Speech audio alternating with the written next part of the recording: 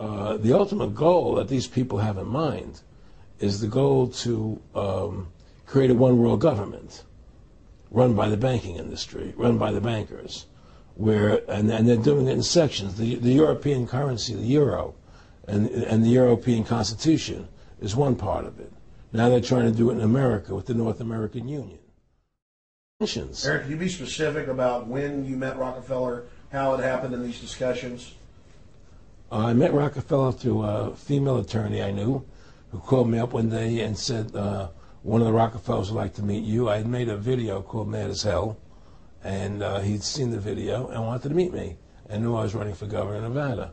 So sure, I'd love to meet him. And I met him and I liked him, and he was a very, very smart man. And we used to talk and share ideas and thoughts. And he's the one who told me 11 months before 9/11 ever happened that there was going to be an event. Never told me what the event was going to be, but there was going to be an event. And out of that event, we were going to invade Afghanistan to run pipelines from the Caspian Sea. We were going to invade Iraq, to take over the oil fields, establish a base in the Middle East, and make it all part of the New World Order. And we'd go after Chavez in Venezuela. And sure enough, later 9/11 happened. And I remember he was telling me how how you're going to see soldiers looking in caves for people in Afghanistan and Pakistan and all these places. And there's going to be this war on terror, of which there's no real enemy. And the whole thing is a giant hoax, but it's a way for the government to take over the American people. He told you it was going to be a hoax. Oh, yeah. Oh, yeah. There's no question. He says, there's going to be war on terror. And he's just laughing. There's no... Who are we fighting? I mean, why do you think 9/11 happened and then nothing's happened since then?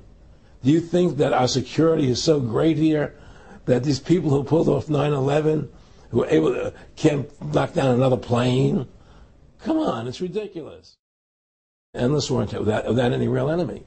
That you can never define a winner. And did he say that it's going to be perfect because you can't define an enemy? It just goes on. Yeah, because you can't define a winner. There's no one to beat, so it goes on and on forever. And they can do whatever they want. They scare the hell out of the American public. Look, this whole war on terror is a fraud. It's a farce. It's very difficult to say it out loud because people are intimidated against saying it. Because if you say it, they want to make you into a nutcase. But the truth has to come out. That's why I'm doing this interview. The fact of the matter happens to be that the whole war on terror is a fraud. It's a farce. Yeah, there's a war going on in Iraq because we invaded Iraq. And people over there fighting, But the war on terror, that's a joke, And until we discover what really happened on 9/11 and who was responsible for 9/11, because that's where the war on terror emanates from. That's where it comes from. It was 9/11 that allowed this war on terror to begin. And until we get to the bottom root of 9/11, the truth of 9/11, we'll never know about the war on terror.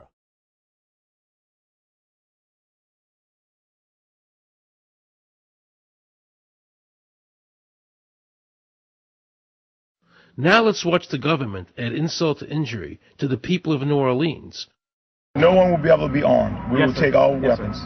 That happened today in this wealthy neighborhood where homeowners had armed themselves to protect their mansions. Residents were handcuffed on the ground. In the end, police took their weapons but let them stay in their homes. Wasn't that kind and generous of the government to allow people to stay in their own homes? How thoughtful. Of course, they couldn't defend themselves from looters. For many of the police and guard troops, it is an uncomfortable job to do this in an American city. You never expect to do this in your own country. Walking up and down these streets, you don't want to think about the stuff that you're going to have to do. We are losing our right to property.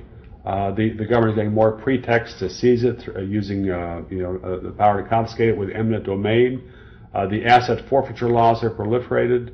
It's easier for the prosecutors to come in and make an accusation against you and confiscate your property even though they have no evidence that you've done anything wrong. Guilt or innocence doesn't really matter that much because it's very convenient for the government. Unfortunately, what is being sold to the American people today as Americanism, if you peel off the label, you find so much similarity to what we were fighting against when we were fighting communism and Nazism and fascism. The government's now putting a national ID card together and they want checkpoints. We will be carrying our papers, and they have recommended there'll be checkpoints throughout the country. Isn't that what Nazi Germany did that everybody in America was against? Papers, please. May I see your papers? May we see your papers? I don't think I have them on me. In that case, we'll have to ask you to come along. Wait, it's possible that, yes. Here we are. These papers expired 3 weeks ago. You'll have to come along. Halt! Halt!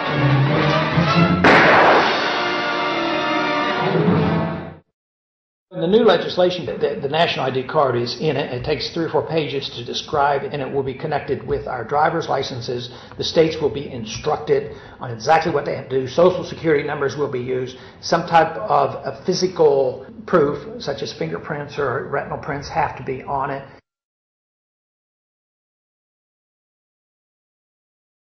Can a microscopic tag be implanted in a person's body to track his every movement? There's actual discussion about that. You will rule on that, mark my words, before your tenure is over. Homeland Security folks, the Department of Defense and others have expressed an interest in being able to more closely monitor the U.S. populace. And one way to do that, of course, would be being able to determine who buys what and where they take those things.